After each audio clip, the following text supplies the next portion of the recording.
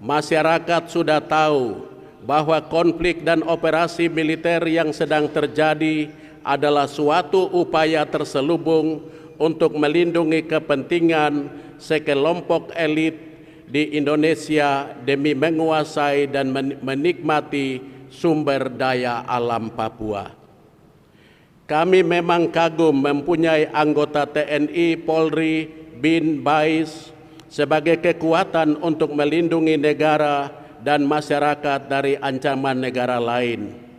Tetapi jangan sampai kalian dipakai sebagai selubung untuk membinasakan rakyat demi memperlancar operasi perusahaan tambang yang terkait dengan purnawirawan militer, termasuk mereka yang telah nama-namanya disebutkan dalam sebuah penelitian yang dilaksanakan oleh JLBHI, Jatam, ICW, Kontras, Walhi, dan Praksi Rakyat Indonesia.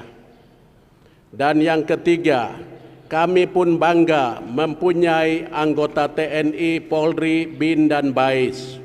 Tetapi kami prihatin dan menyesal jika saudara-saudara dipakai hanya untuk kepentingan sejumlah orang di antara para elit dan bukan untuk kepentingan negara.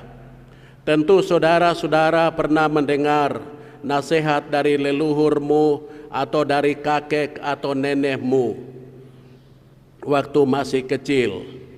Di mana tanah dipijak, di situ langit dijunjung. Hargailah orang asli Papua. Pemilik tanah Papua, kalian hidup serta makan dan minum di atas tanah orang Papua. Lantas kalian bertindak kejam terhadap mereka yang sangat menghargai kalian sebagai saudara. Seruan kepada orang asli Papua yang berbeda ideologi politik, pro NKRI dan pro Papua Merdeka.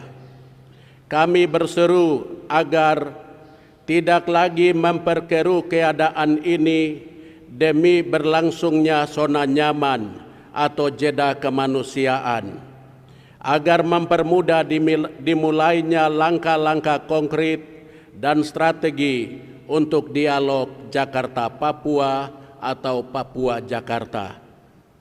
Kepada saudara-saudara non-Papua yang hidup, mencari nafkah, dan berkarya di tanah leluhur orang Papua, kami berseru agar tetap melaksanakan karya-karya kalian dan senantiasa berdoa serta menjaga kenyamanan bersama supaya dapat terjadi jeda kemanusiaan menuju dialog Jakarta-Papua atau Papua-Jakarta.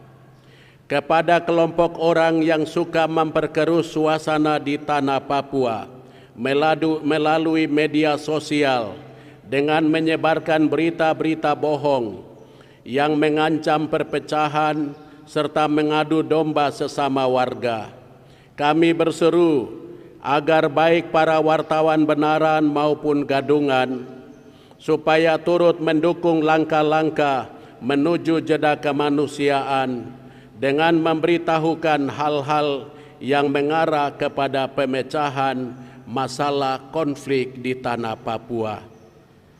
Kepada semua pastor paroki dan umat Katolik di setiap paroki dalam 5 keuskupan di tanah Papua, supaya mempersembahkan doa dan perayaan Ekaristi khusus untuk saudara-saudara kita yang sedang menderita karena konflik yang berkepanjangan, sekaligus juga mengusahakan penyaluran bantuan melalui paroki dan keuskupan untuk selanjutnya diteruskan kepada para korban dimanapun mereka berada, secara khusus di Intan Jaya, Duga, Kiwirok, dan Maibrat. Penutup. Demikian seruan kami. Semoga Allah yang Maha Kuasa tersenyum ketika melihat anak-anaknya mulai menghentikan kekerasan